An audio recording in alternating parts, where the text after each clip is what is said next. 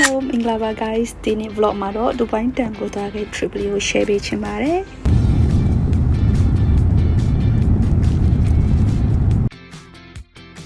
roadside view တွေနဲ့ mountain vibes တွေကအရန်လေးကို miss up ဖြစ်ပြီးတော့လာပါနေခဲ့တယ်ပေါ့နော် bus window ကနေမှတချင်လေးနားထောင်ရင်အပြင်ဘက်ကိုကြည့်ပြီး wow ရန်တွေလာတဲ့ view ပါ Hattel bus stop ကနေမှ Hattel Dam bus stop ကိုသွားမယ်ပေါ့နော်ဒူဘိုင်းဆိုရင်တော့ mostly ကတော့ disaster building တို့ပဲအများစုလဲပတ်တဲ့နေရာတွေရှိတယ်ပေါ့နော်ဒီ dam ကတော့တမူထူချတယ်သူကတော့တောင်တန်းတွေရဲ့ကြားမှာအဲ့ဒီဆယ်လိုမျိုးမြောင်းလိုမျိုးရှိနေ lake လိုမျိုးတစ်ခုရှိတယ်ပေါ့နော်အဲ့ဒါကိုကျမတို့bus stop နဲ့စီးပြီးတော့သွားတယ်ပေါ့နော်အဲ့ဒါနဲ့ဒီ free shuttle ကိုစောင့်နေပေါ့နော်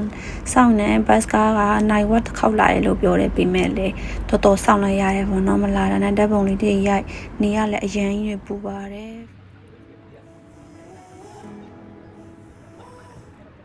လေလိုဖို့အတွက် ticket ကိုဝယ်ပါတယ်ပေါ့နော်အဲ့ဒါ ticket ဆိုင်နေရှိရမိုးဆိုင်နေ coffee ဆိုင်နေလည်းရှိတယ်ပေါ့နော်အဲ့ကနေ activity ပါတယ်လုပ်လို့ရလဲဆိုတာကြည့်ခဲ့တယ်ပေါ့အဲ့ကနေမှကျမဒီနေ့လာတာကတော့ဒီလေလေးလော်ဖို့လာခဲ့ပါတယ်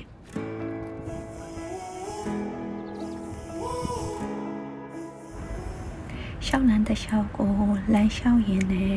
ရရှိလာတဲ့ feeling ကတော့ Dubai city life မှာလုံးဝမရနိုင်တဲ့ neutral calmness vibe လေးပါ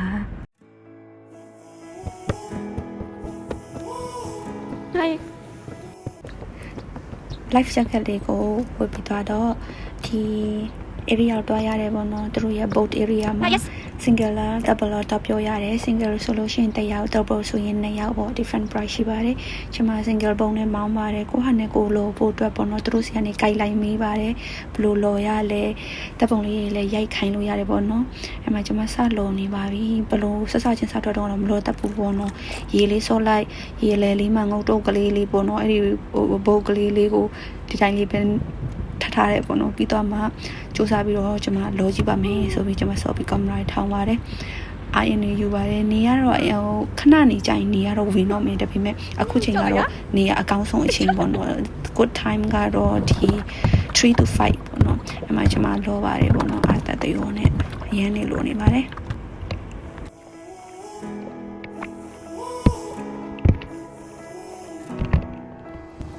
Time stood still,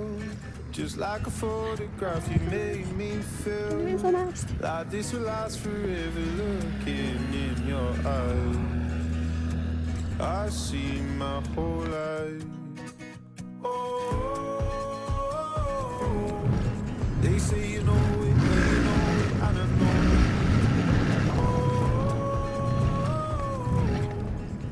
လေတွေလည်းလော်ပြီးတော့လက်မောင်းတွေလည်းနာနေပြီပေါ့နော်အဲ့တော့ bike တွေလည်းစားနေပါပြီအဲ့တော့အင်္ဂါပါလာတဲ့ဂျာဆန်ဂျိုရဲ့ကျက်တောင်ဖန်ကျအိုးဝတ်တာကင်းနေကိုကျွန်မအမအာရပါရနဲ့ဒီ walking site မှာထိုင်စားပါတယ်ပေါ့နော်အာရပါရနဲ့ထိုင်စားပါတယ်ရှင်It's so delicious and yummy bono after tired. That is also a kind of ဘယ်လိုပြောမှလဲဒီလိုအိမ်မှာချက်နေ့တိုင်းချက်စားရတာလဲ voice တစ်ခုဆိုပေမဲ့အပြင်မှာချက်ပြီးသားစားတာလဲ voice တစ်ခုပေါ့နော်စားတော့ပြီးတော့အိမ်မှာ coffee လေးတောက်ချင်ပါတယ်ဆိုပြီး coffee တောက်ဖို့အတွက် view လေးကလည်းတော်တော်လေးကိုလာပါတယ်အပေါ်ကပေါ့နော် coffee ဆိုင်လေးမှာ coffee ဆောင်ရင်းနဲ့ဟိုရိုက်ထိရိုက်ကင်မရာလေးရိုက်ခဲ့ပါတယ် mountain နဲ့ water surface ကိုsunlight က refreshing ပေးနေလို့ဖြစ်နေတော့တကယ် highlight view ပေါ့နော်ဒီကနေမှလမ်းလေးလျှောက်ပြီးတော့ကျမတို့ဒီ walking street ဘက်မှာရှိတယ်ပေါ့နော် waterfall man made waterfall လေးပေါ့နော်အဲ့ဒီဘက်ကိုလမ်းလျှောက်သွားပါတယ်ရှင်ဒီရဲ့လမ်းလျှောက်ဝေးကလေအရန် quiet ဖြစ်တော့လေ no crowded กว่าပြီးတော့တပ်ပုံရိုက်တဲ့လူတွေလည်းရိုက်ကြတယ် view ကြည့်တဲ့လူတွေလည်းကြည့်ကြတယ်အဲ့မှာ picnic ထွက်တဲ့လူတွေလည်းထွက်ကြတယ်ပေါ့နော်အပေါ်ကလေတိုက်တဲ့ view လေးနဲ့ကအရန်အချမ်းပြီးတော့လုံးဝတကယ်တခြား place ကို trip သွားနေတယ်လို့ခံစားရပါတယ်ပေါ့နော်တောင်တန်းလေးတွေပေါ်နေအောင်ရောပင်လယ်ပြင်ဟာရေစီးတန်နေနဲ့ညက်တန်လေးတွေပါပေါ့နော်တကယ်ကို trip highlight memory လေးပါလို့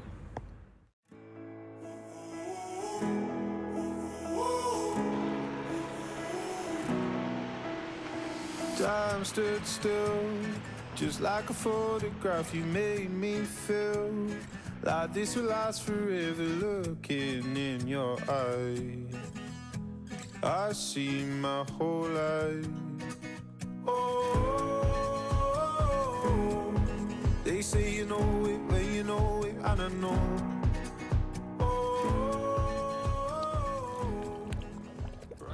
Sunset Mountain View လေးတွေကြည့်ပြီးသွားတော့ငါစလေးကျွေးပြီးတော့လဲကိုတူယူခဲ့ပါတယ်ပေါ့နော်